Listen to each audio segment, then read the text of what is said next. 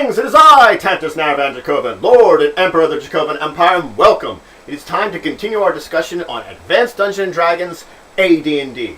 Now, previously we had been talking about DMing, or Dungeon Mastering, in Advanced Dungeons & Dragons, so that's what we're going to continue with. I was talking about high-level play last time, because we're talking about classes, levels, characters, high-level play. Now, really, what is it defined as? It is defined as playing at high levels, but that is different depending on who you are as a group, who your players are, and who you are as a DM. Certain groups might be more comfortable with certain levels. If your group is comfortable more around 8th level, then something like 14th level might be high-level play for you. On the other hand, if your characters are comfortable around like 11th or 12th level, it might be 20th level that you would consider more high-level play. It's just the level of gameplay that is higher and outside of your comfort zone for you and your players. Now, 20 levels isn't actually the maximum number of levels.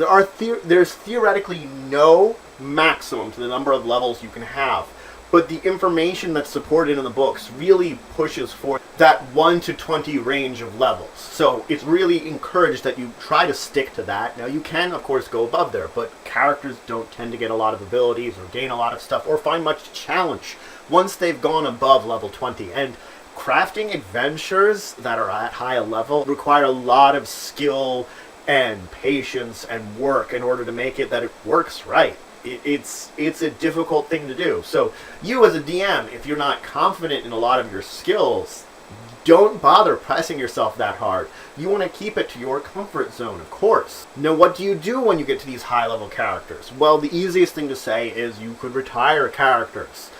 Retiring characters, you go to your player and you encourage them to retire and move on to a new character. Of course, that's we get into situations of new characters coming into an adventure, because everybody theoretically is going to start at the same level. Let's say level 1. As time goes on, levels will become discrepant between people. Characters could die and not be resurrected. You could get to one that's at a level that's, uncomfortable, whether that's 20 or 12, and want to retire it. If you're getting someone that needs to get a replacement character, or you're getting someone new into this group, what would be recommended is you have them show up as part of the group at the lowest level amongst the levels that are everybody in the group. And they would get equipment that is equivalent to whatever someone of a similar level would have in the group. Now, a good way you could actually do this is you could say promote a NPC that follows the group around or is related to the group to the level of PC/adventure. There are plenty of characters that get followers. You could promote a follower to a PC. Now, it is recommended that you keep a couple of extra character sheets on hand. You might have someone that's a one-shot player that's only showing up for one session and needs a character sheet. Or something could happen to one of the players and they're not prepared for having a replacement character for whatever reason, and they need something, even for one session. That's what you should have something on hand for. Now, the book does also give rules for creating your own character class.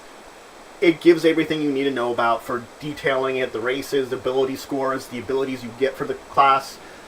It's optional whether you use this or not. You don't need to make your own classes, but if you feel up for it and you think you can come up with some kind of great concept, go ahead.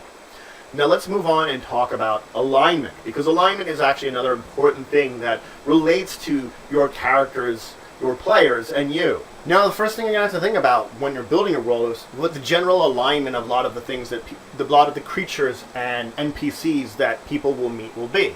If they're going into an area that's hostile, it doesn't matter if they're alignment that's hostile to the characters. You think of what that would be.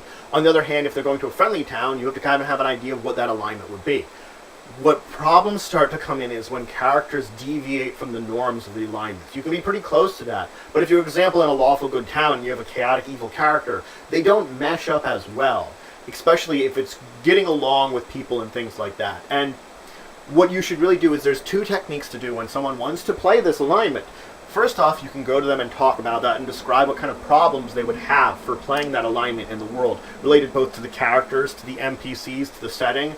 Just let them know all the problems that they would be facing as this character and how it would be detrimental to them.